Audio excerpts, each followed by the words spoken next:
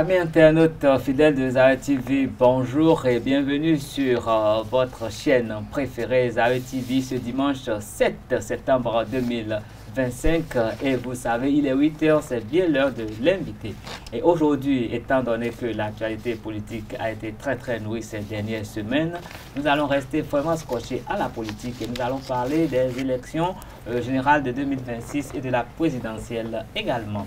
Et pour cet exercice, nous avons sur ce plateau ce matin quelqu'un qui a l'habitude de cet exercice, qui est rompu à la tâche et qui a fait ses preuves et qui reste une personnalité importante dans l'aspect politique béninoise. Je vous l'introduis tout de suite. Il s'agit du coordonnateur des forces de l'opposition du Bénin, le coordonnateur M. Eugène Azatassou, qui est ici sur ce plateau, et je me permets de l'introduire tout de suite. Bonjour, monsieur le coordonnateur. Bonjour, monsieur Kitome. Bonjour, madame.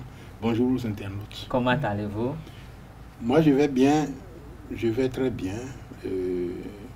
J'aurais souhaité que le Bénin aille autant bien, mais je ne suis pas sûr. Donc, vous allez mieux que le Bénin actuellement? Comment? Vous allez mieux que le Bénin actuellement? Moi, je vais bien. Le Bénin gagnerait à aller mieux que ça. Ah, d'accord, ok, merci beaucoup. Et je suis, comme d'habitude, avec ma complice, Nancine Fatoumbi, bonjour. Bonjour Kales Kitome. Comment allez-vous? Je vais très bien également. Super, bienvenue sur le plateau. Merci, au revoir. Ok, je vous laisse la primeur de démarrer cet entretien avec notre invité. Alors bonjour monsieur Azatassou. Bonjour madame. Merci d'avoir accepté notre invitation malgré l'agenda. C'est moi qui vous remercie. Alors on parle, comme Kales Kitome l'a si bien dit, on parle des élections générales de 2026, on parle de la présidentielle. D'abord, ma toute question est de savoir, la mouvance présidentielle a désigné en fin de semaine dernière son candidat pour la présidentielle de 2026 qui est déjà connu de tous. Il s'agit du ministre d'État chargé des Finances et de l'Économie, Romuald Wardani. D'abord, en tant qu'acteur politique, quelle a été votre réaction à la vue de à l'annonce de cette candidature? Merci beaucoup. Il y avait beaucoup de choix au niveau de la mouvance. Oui. Il y avait beaucoup de noms qui circulaient, mais je n'ai été qu'à demi surpris parce que M. Wardani est au cœur du pouvoir de la rupture. Toutes les réformes au plan économique et social, notamment, il a été l'acteur principal, majeur de toutes ces réformes. Donc tout ce que nous vivons là, au plan économique et social, la question de la faim, c'est lui. La question des déguerpissements, c'est lui. La question des impôts, c'est lui. La question des emprunts qui arrivent à tour de bras, c'est lui. Toutes ces questions-là, c'est M. Wardani et par conséquent, bon, si le président Talon devait faire un choix, je pense que, bon, ce n'est pas une surprise qu'il ait choisi M. Romuald Wardani pour lui succéder. Parce que c'est vraiment ça. C'est le cœur même de la rupture, M. Romuald Wardani. Oui, mais on parle toujours de la désignation de M. Romuald Wardani. À votre niveau, vous avez été demi-surpris. Alors, qu'en est-il du Parti Les Démocrates? Ah non, nous avons notre agenda, madame. Nous avons notre agenda, notre procédé, notre procédure pour cela. La désignation de M. Romuald Wardani ne nous bouscule pas du tout. Non. Nous avons un délai pour le faire. Nous avons notre agenda. Nous nous consacrons à cela pour faire le choix le meilleur possible. Parce que pour nous, il faut un choix qui permette au peuple béninois de vaincre le pouvoir de la rupture. Je parle de vaincre parce que c'est un pouvoir qui est retors, qui a la ruse permanemment et qui a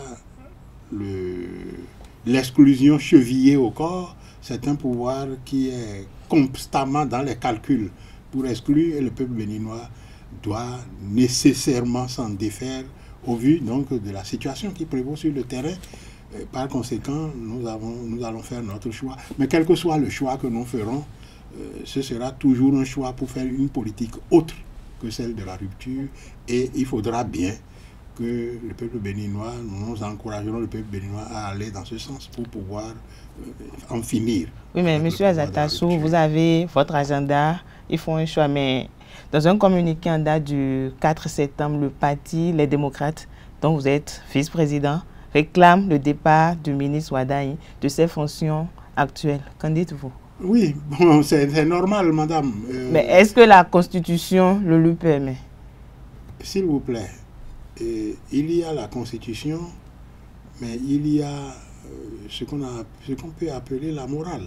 Vous comprenez? C'est-à-dire que voilà quelqu'un qui est ministre d'État, oui, le patron du DGI, le patron du directeur général des impôts, le maître absolu de la direction générale des impôts, et c'est cette direction qui délivre un sésame important pour participer aux élections. Il n'est pas normal qu'il soit juge et parti, qu'il soit candidat et que ce soit lui qui désigne à qui on doit donner le quitus vital, à qui on ne doit pas donner. Parce qu'on a vécu ça par le passé. On a vécu que l'administration fiscale n'a pas été indépendante, n'a pas été républicaine sur les questions de quitus fiscal depuis 2019. Depuis 2019. En 2019, on a vécu ça. En 2021, vous avez vu ce qui s'est passé. On a vécu ça. Et puis, non. Il faut que quelqu'un comme ça qui est candidat se détache et soit, comme tout le monde, géré par l'administration fiscale, un peu comme tout le monde. Et ça, c'est ça qui va rassurer. On ne peut pas accepter, on ne peut pas comprendre qu'il demeure celui qui peut dire délivrez-leur, ne leur délivrez pas. Ça, c'est pas possible, ce n'est pas faisable. Normalement, ça ne devrait même pas être demandé. Non, mais est-ce que ce n'est pas trop tôt pour demander ça, étant donné que nous ne sommes pas encore vraiment dans la période électorale? C'est maintenant que l'on récolte les pièces. On n'attend pas la période électorale. C'est maintenant que les pièces vont être récoltées. C'est maintenant qu'il faut qu'ils partent parce que bientôt, la plateforme va être ouverte pour la délivrance du quitus fiscal. Il faut qu'ils partent maintenant. Il ne faut même pas qu'ils traînent jusqu'à ce que la plateforme soit ouverte, sinon il peut faire prendre des dispositions avant de partir. Vous comprenez? Donc, c'est tout de suite là maintenant que normalement, moralement, il doit partir, même si la Constitution ne l'exige pas. Ok, vous avez évoqué une question, hein, la production des pièces nécessaires pour participer aux élections. Et là, nous avons observé que quelques jours après la désignation du candidat de la mouvance, que les députés de votre formation politique sont allés en bloc retirer leur formulaire de parrainage. Qu'est-ce que cette action cache? Non, ça ne cache rien du tout. Ils ont décidé d'aller retirer en bloc.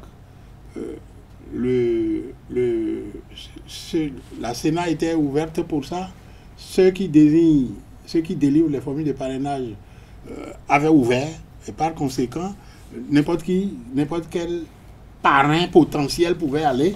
Et ils sont allés ensemble. Je ne pense pas que ce soit un problème. Le fait qu'ils soient allés ensemble, ça ne devrait pas être un problème. Et ça a permis effectivement qu'ils retirent. Puisque c'était ouvert. Vous comprenez? Oui, mais c'est le fait que, bon, les 28 députés soient allés ensemble. Une fois, le retrait collectif, en fait. Est-ce que ce n'est pas une stratégie de communication déjà? Bon, si vous voulez, mais qu'est-ce qui est un problème par rapport à ça? Okay. Il n'y a pas de problème.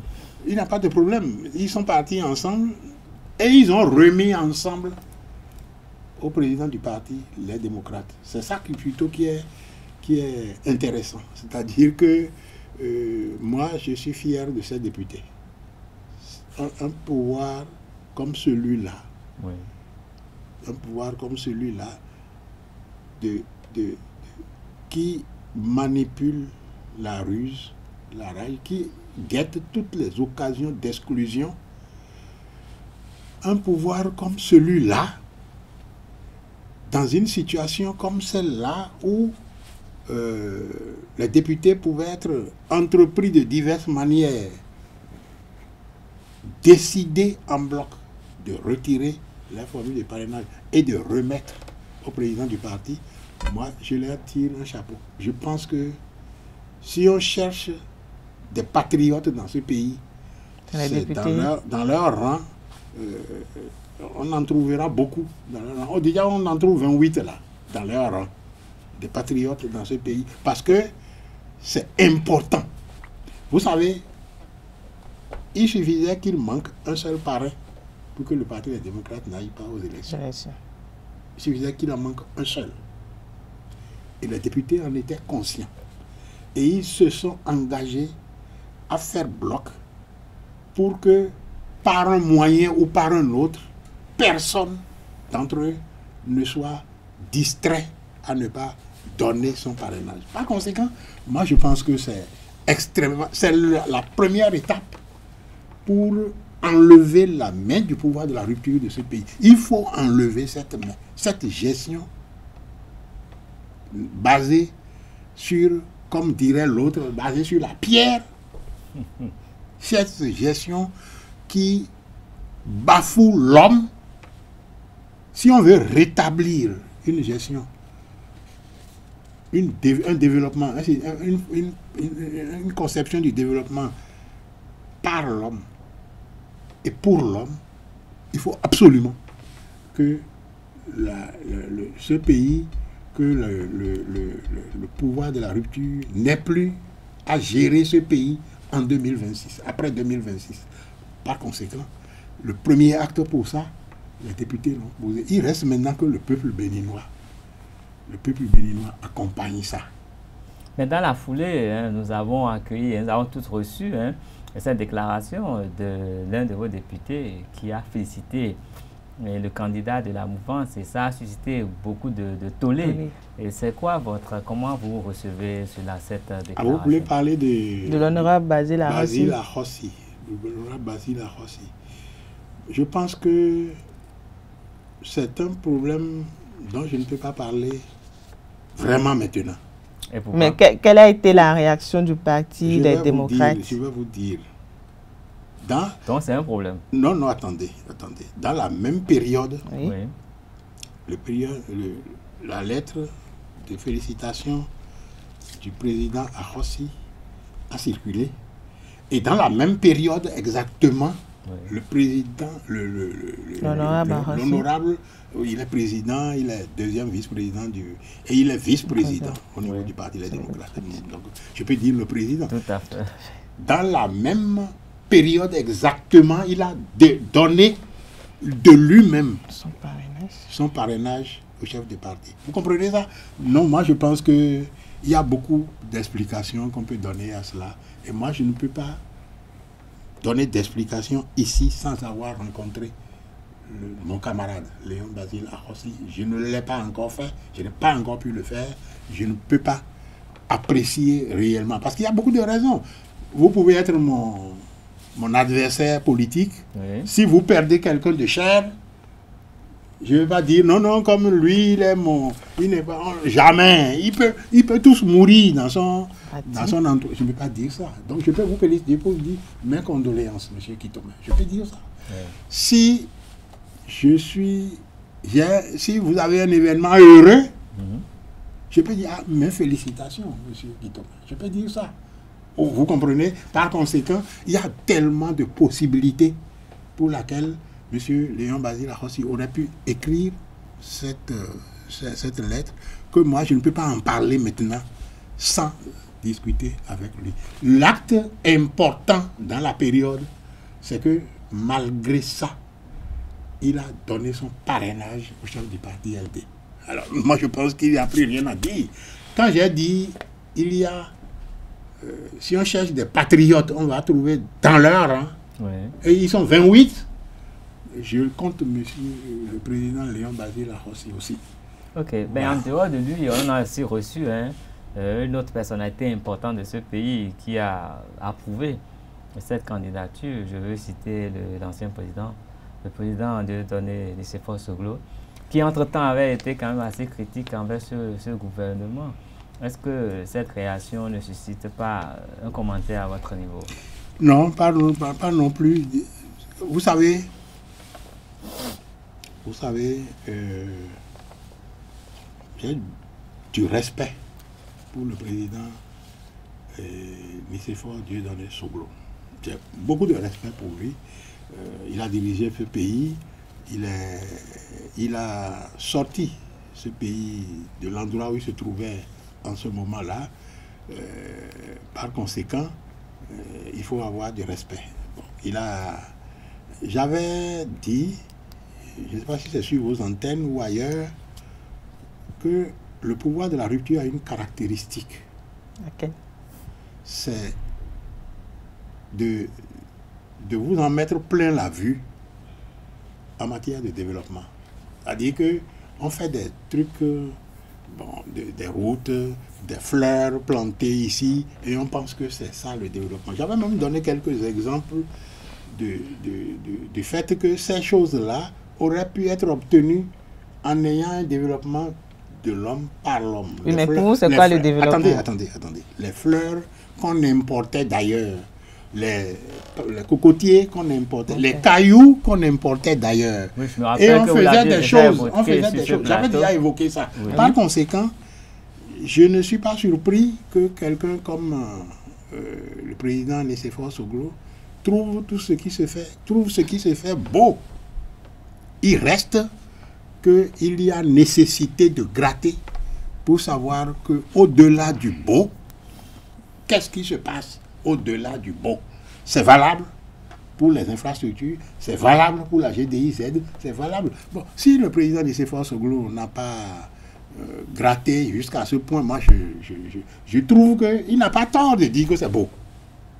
Vous comprenez? Il n'a pas tort de dire que c'est beau. Par conséquent, si il n'est pas allé au-delà du beau, bon, c'est pas grave. Moi, je pense que c'est une personnalité, il a ses points de vue, on peut toujours continuer de discuter avec lui, et puis bon, ça passe.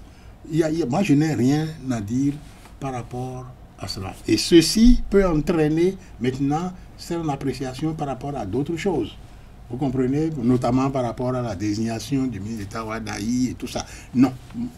L'essentiel à savoir dans votre émission, vous m'avez appelé pour demander mon point de vue par rapport au ministre, à la désignation du ministre d'État. J'ai dit, il n'y aura aucune inflexion, c'est-à-dire aucune déviation dans la politique appliquée par la rupture et qui a donné ce que nous avons vu aujourd'hui au plan social. Au plan social, il n'y aura aucune inflexion avec le ministre d'État Romia Wadaï. Il n'y aura aucun changement parce qu'il a été au cœur de tout ça. Tout ce qu'on a vécu là, il a été au cœur de tout ça. Il a participé à tout ça. Par conséquent, je ne l'ai jamais vu avoir une quelconque déviance, une appréciation, quelque chose qui permet de croire que avec lui, il y aura un mieux quelque part. Par conséquent, je trouve que si le peuple béninois comprend ça, il ne prendra pas le risque d'essayer. Parce que essayer ça, c'est aller encore pour 10 ans dans le décor d'un pouvoir qui affame, d'un pouvoir qui relègue l'homme au dernier plan dans le développement. Voilà. Non, mais ça, nous sommes en train... C'est ça mon point de vue à moi. Oui. Bon, le reste, tout ce que les autres qui apprécient d'une quelconque manière, bon, je peux apprécier, mais bon, pour moi, le plus important, c'est ce que je pense à moi. Et je pense que le peuple béninois doit penser la même chose. Oui, monsieur Atassou, merci. Nous sommes en train de parler d'une candidature. Et quand on dit candidature, il y a forcément élection. Il n'y a pas d'élection sans règles. Et pour aller pour les prochaines consultations électorales au Bénin, nous avons un code qui a mis quand même en place les règles que nous devons suivre. Et nous avons remarqué quelques jours avant l'annonce de la candidature de monsieur le ministre Romia Wadaï, que deux partis de la mouvance ont sorti un communiqué conjoint pour mettre fin à la transhumance.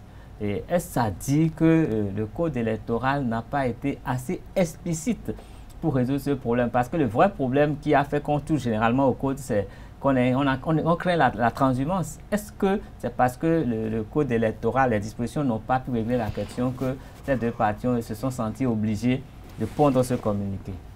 Non, le problème pour lequel on touche au code, c'est pas forcément non, la transhumance, entre autres problèmes, si vous voulez. D'accord, très bien, je comprends. Entre autres problèmes, non, le code qui est là ne s'est pas préoccupé de résoudre les problèmes de transhumance. Le code qui est là s'est préoccupé de mettre des balises pour l'exclusion, pour que, par exemple, même si cette mouvance carrément vole les élections, qu'on ne puisse pas avoir les moyens de prouver, de l'attraper. Donc le code a été taillé pour ça. Et c'est pour ça qu'il y a toute cette clameur contre le code. Vous avez suivi, vous êtes journaliste, vous avez suivi toute la clameur, la société civile, les partis, tout le monde a décrié ce code, mais tout le pouvoir s'y est accroché fermement. Parce que dedans, il y a des passe-droits, des choses qui peuvent permettre de faire, de confisquer le pouvoir. C'est exactement comme ça que moi j'apprécie. Des choses qui peuvent permettre de confisquer le pouvoir. Par conséquent, bon, ce n'est pas, la préoccupation n'était pas de faire progresser le Bénin, notamment par rapport à la question de la transhumance. C'est pour ça que ce n'est pas résolu. Ils ont même été obligés de prendre des communiqués, si vous voulez. Et puis ça va dans un sens, dans un autre. Ça passe ici, ça va là-bas, ça quitte là-bas, ça vient ici. Et puis on est dans un méli-mélo général. Ce code aurait pu, la révision de ce code aurait pu avoir ça en point de mire. Mais ce n'était pas le cas. Non, non, ce n'est pas ça le problème que le code voulait résoudre. Non, mais vous avez évoqué tout de suite cette tollée contre le code électoral. Oui. Et au bout du rouleau, le COPIL est venu, il y a eu un travail qui a été fait. C'est quoi les conclusions? Est-ce qu'aujourd'hui, ce code à l'État, là, vous êtes à l'aise par rapport à ce code finalement? Le code n'a pas été changé et nous avons les mêmes préoccupations par rapport à ce code. Et qu'est-ce qui a changé alors? Quelles sont les nouveautés? Attendez. Vous avez posé une question où vous avez mêlé le COPIL. Oui. Je clarifie ça. Tout d'accord. Allez-y. Je clarifie ça. Le COPIL n'a pas été mis en place pour le code. Le COPIL a été mis en place pour l'audit du fichier électoral. Ce qui veut dire qu'en dehors du fichier électoral, tous les problèmes que vous aviez relevés par rapport au code restent intacts. D'accord, je vous laisse continuer. Intacts. Bon. Maintenant, par rapport à l'audit, l'audit a été effectué par des experts internationaux qui sont arrivés, qui ont regardé et qui ont fait leur rapport.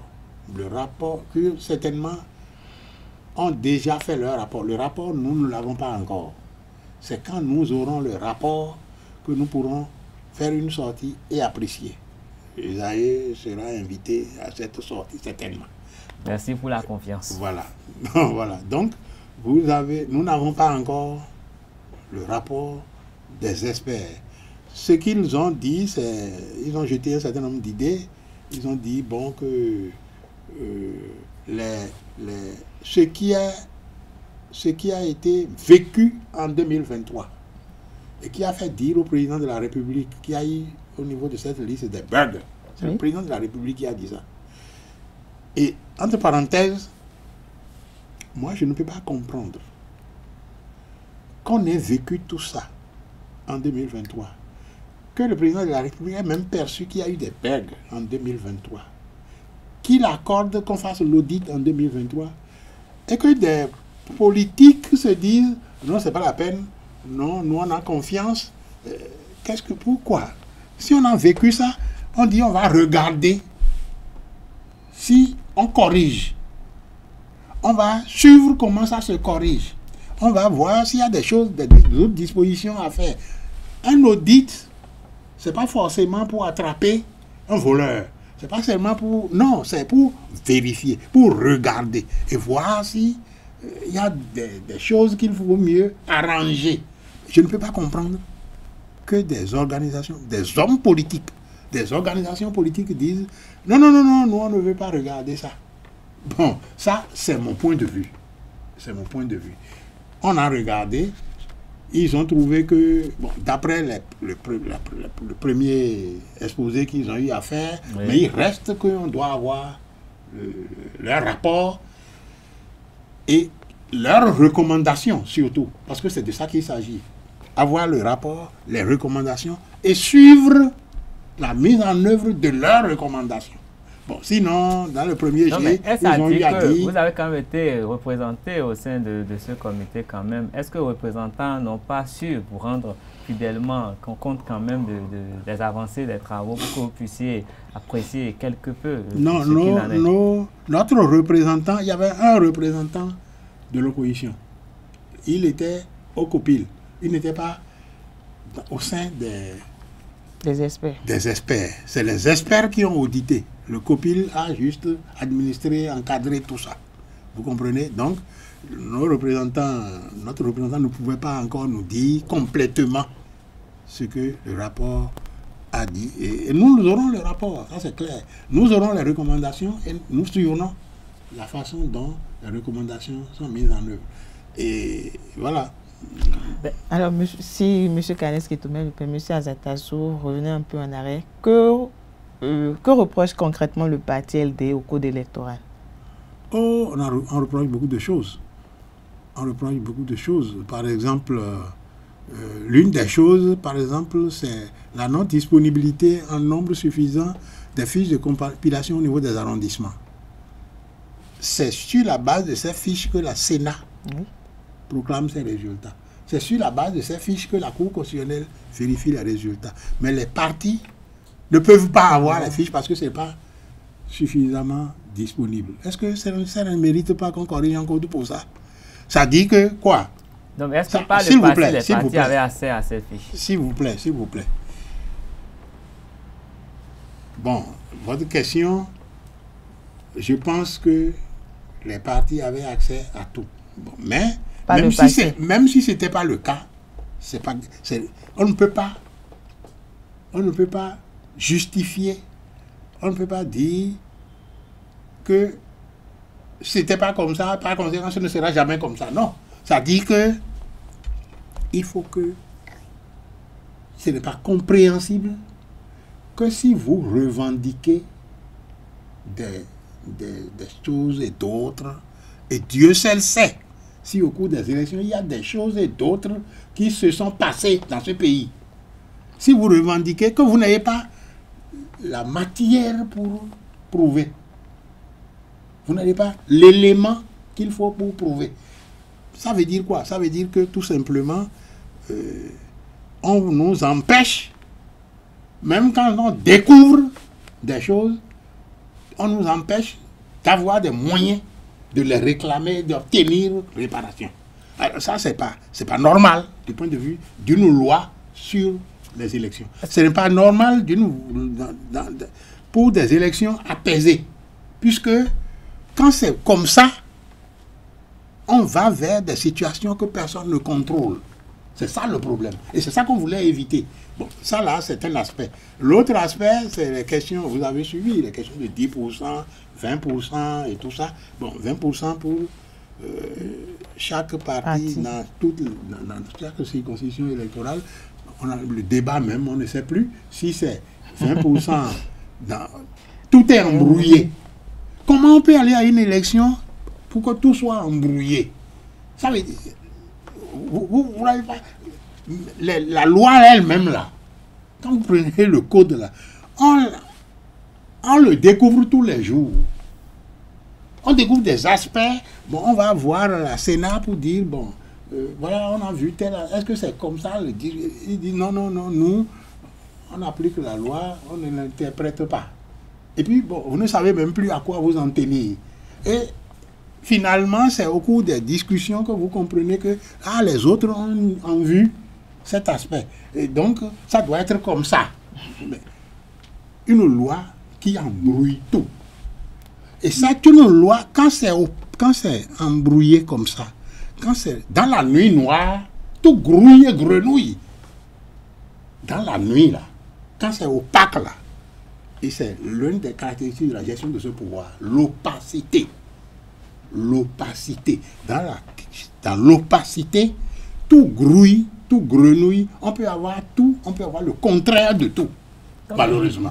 Non, mais M. Adatas, vous avez soulevé un aspect, la question des revendications. Par exemple, si vous voulez contester les résultats et que vous n'avez pas les moyens de le faire, est-ce que de façon pratique, vous avez déjà été confronté à la situation comme ça?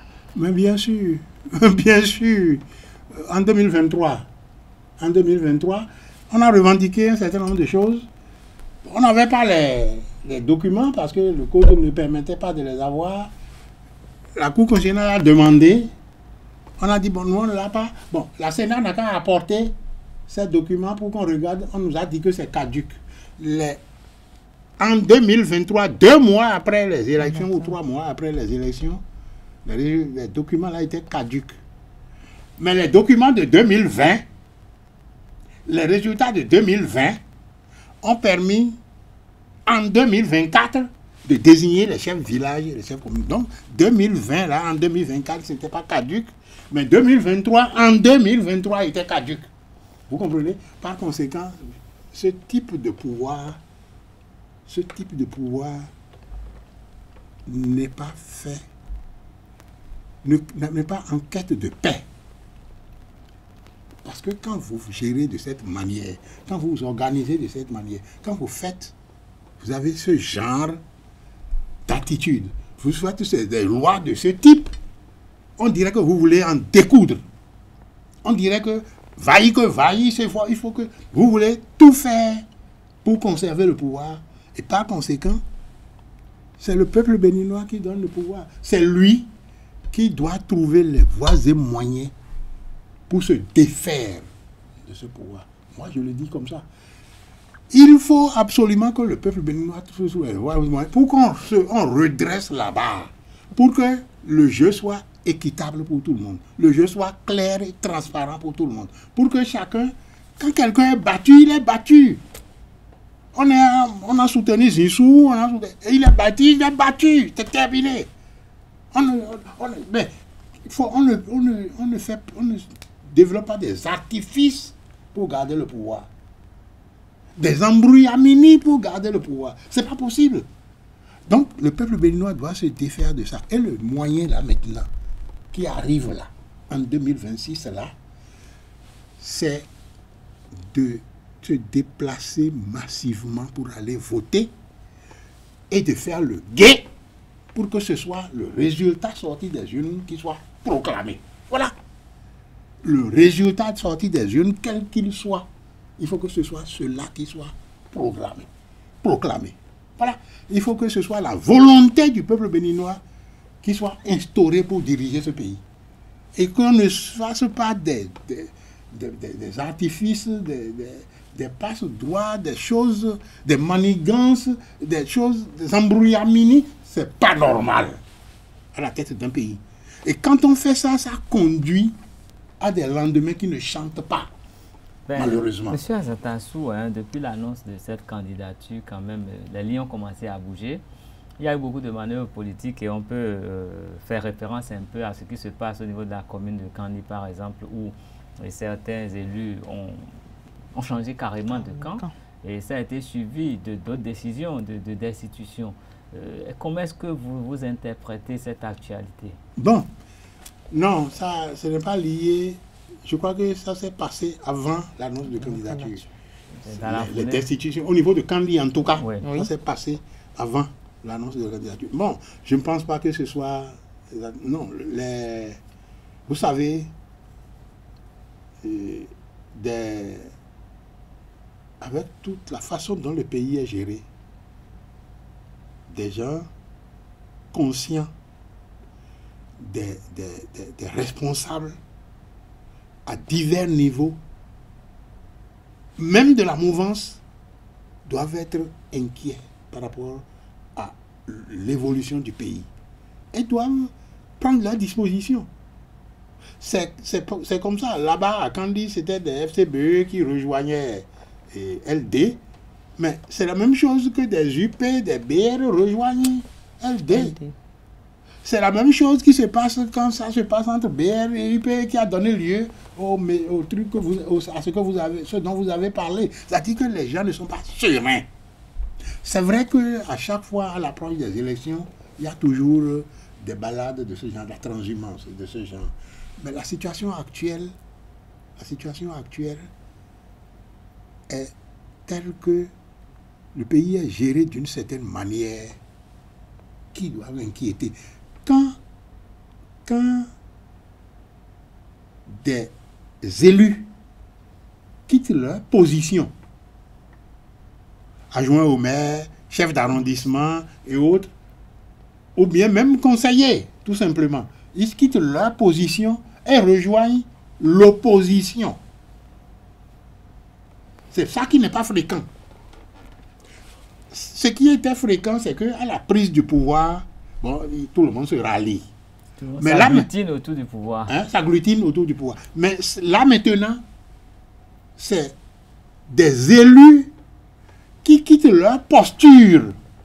Non, mais généralement, à l'approche de la fin d'un mandat, oui, mais les gens attendent. Et beaucoup attendent encore. Hein. Beaucoup attendent. Je sais ce que je vous dis. Vous en avez l'expérience. Oui, non, beaucoup attendent. Beaucoup attendent. Mais là maintenant, ce qui est symptomatique, et si moi j'étais au niveau du pouvoir de la rupture, j'en tirerais leçon pour dire qu'est-ce qui se passe, comment je gère, comment est-ce que ça se passe pour que un élu, un adjoint au maire, un maire, puisse rejoindre l'opposition. Ou qu'est-ce qu'on gagne en rejoignant l'opposition? On gagne à être traqué.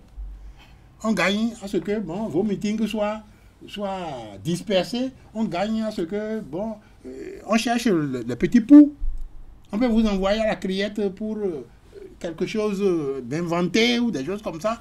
Et puis, c'est ce qu'on gagne. Mais des gens quittent leur position et rejoignent l'opposition. Moi, si j'étais au niveau du pouvoir de la rupture, je ne serais pas serein. Je vais dire, je m'excuse de parler le fond. Qu'est-ce que je fais? C'est ça la question que je dois me poser. Mais ils ne se posent pas cette question parce qu'ils connaissent la réponse. Ils savent tout le pouvoir de la rupture, le président Talon, le ministre d'État Ouadaï, tous autant qu'ils sont, ils savent que ils ont géré ce pouvoir par des manigances diverses et que ces manigances ne peuvent pas demeurer, les effets bénéfiques qu'ils ont ne peuvent pas demeurer tout le temps, ne peuvent pas traîner dans la durée. Et que le peuple, c'est pour ça qu'on dit, vous avez dit, qu'est-ce que moi je veux? Le développement par le peuple et pour le peuple. Parce qu'un peuple, aujourd'hui, ce n'est pas un peuple du 19e siècle. Ce n'est pas un peuple même du 20e siècle déjà. Non. C'est des gens qui mettent la main au menton et qui réfléchissent. C'est des gens qui disent quel est l'avenir, vers où on va. Et quand ils réfléchissent comme ça, ils peuvent prendre des décisions que toi tu penses que, une fois que tu as des moyens, une fois que tu sais bien manigancer, que tu fais peur, personne ne bouge. Quand tu penses ça, tu es surpris. Et c'est ça la surprise déjà, la demi-surprise déjà. C'est ça que des élus qui ont des positions quittent leur position et rejoignent l'opposition. Et gaiement, ce n'est pas qu'on a dit ça et puis ils ont commencé à pleurer, mais bobo, non. Oui, mais M. Azatassou, voilà. À l'heure actuelle, accepteriez-vous que d'autres personnes de notre formation se rallient au LD? Ah, mais on n'accepte que ça. Si les gens veulent venir et qu'ils savent que, ils se disent, non, il vaut mieux que je m'associe à tous ceux qui sont dans ce parti-là pour finir avec ça. Comment ça? Moi, je ne veux que ça. Non, mais M. Azatassou, dans le cas d'espèce, c'est des élus de la FCBE qui rejoignent au Oui, rang. oui. Et nous savons que la FCBE, normalement, fait partie de l'opposition, comme la LD. Et paradoxalement, dans la même période, nous avons une personnalité influente de cette formation politique a, dans des propos, montré certaines disponibilités à de nouveaux partenariats de ce parti politique. Et qui va se nouer bientôt là. Je crois que ça doit être en cours, si j'en crois les informations. C'est vous qui avez les informations, si j'en crois les informations, qui vous les apportez de toute façon. Bon, comment on peut être dans l'opposition oui. et faire un accord de gouvernance avec une mouvance?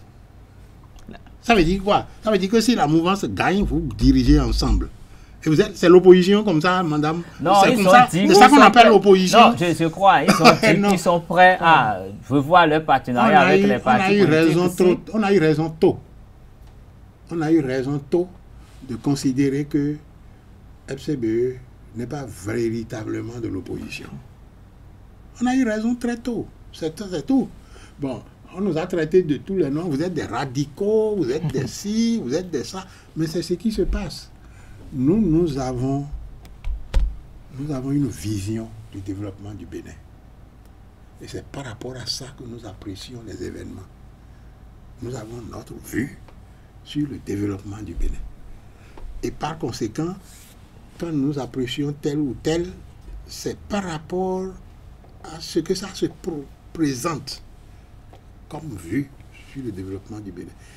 Depuis la scission au sein des FCBE, je ne peux pas dire la scission, depuis que nous sommes partis des FCBE, que la ligne a été réorientée, nous avons toujours regardé avec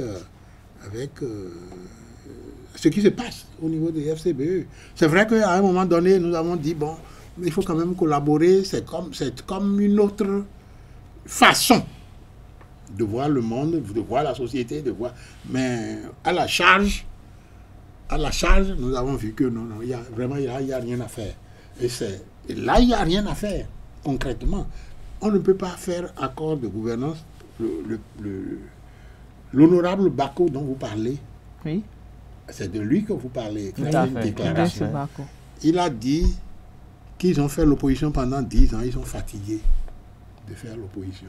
Et qu'ils veulent être dans la prochaine mouvance. Non, mais ça dit que vous êtes sûr de ne pas être la prochaine mouvance.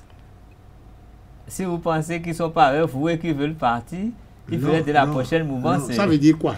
Ce qu'il a dit là, ça veut dire quoi? Ça veut dire que si c'est non, la prochaine mouvance, ils seront avec nous. Mais si c'est d'autres, ils seront avec eux. Oui, c'est comme ça. C'est ce que ça veut dire. Ok. Ou bien, c'est ça que ça veut dire. Ils veulent être dans la prochaine mouvance. Bon.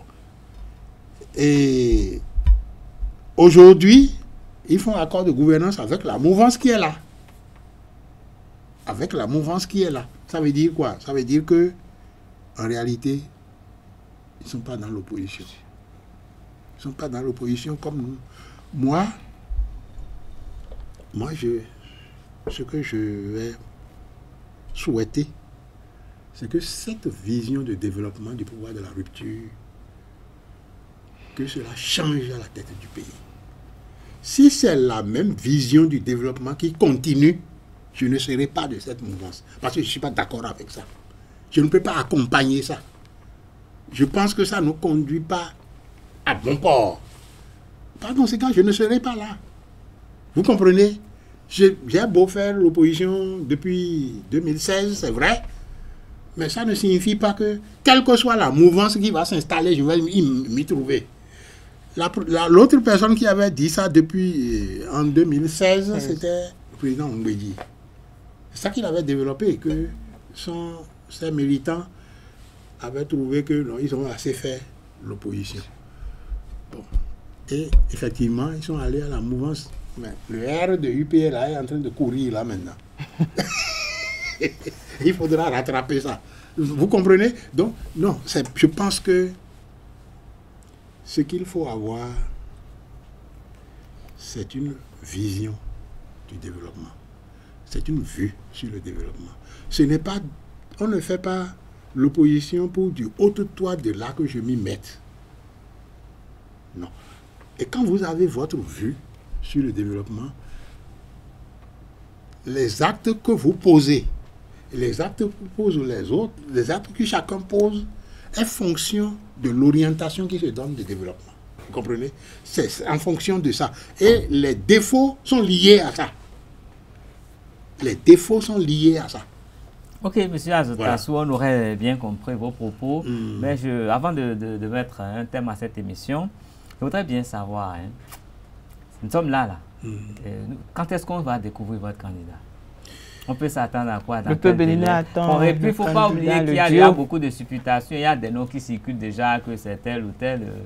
Est-ce que vous pouvez nous dévoiler un petit point de ce secret-là? Non. Malgré que vous avez votre agenda. Nous avons notre agenda. Mais le peuple béninois est patient pour connaître. Une petite point d'information. Non, ce que je vais demander, ce que je vais dire, c'est que nous allons soigner le choix de nos candidats. Nous allons les soigner. Mais tout ce qu'on peut, pour l'instant, non. Ce qu'on pense, c'est que nos candidats porteront la vision du parti, le développement par l'homme et pour l'homme. Et quel que soit ce que nous choisirons, je demanderai au peuple béninois d'accompagner. Ce ne sera jamais comme la conception du pouvoir de la rupture.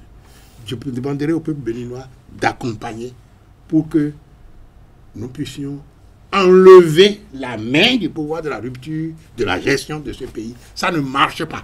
Voilà. Monsieur Azotassou, on vous aura bien compris et nous vous disons un grand merci d'avoir accepté notre invitation. Et je rappelle que vous êtes le coordonnateur des forces de l'opposition.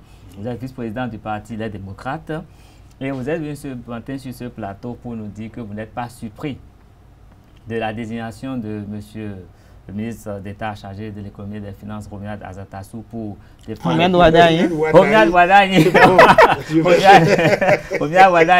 pour porter les couleurs de la mouvance à la prochaine présidentielle, parce que vous estimez qu'il a été au cœur de cette gestion, au cœur de tout ce qui a été fait jusque-là. Et vous dites également que vous, à votre niveau, vous avez un agenda que vous respectez, que vous mettez un soin à choisir des candidats qui vont défendre votre vision du développement de ce pays, parce que pour vous, l'opposition, ce n'est pas au toit de là que je m'y mette, mais c'est plutôt apporter une autre vision du développement de notre pays. Et vous y tenez.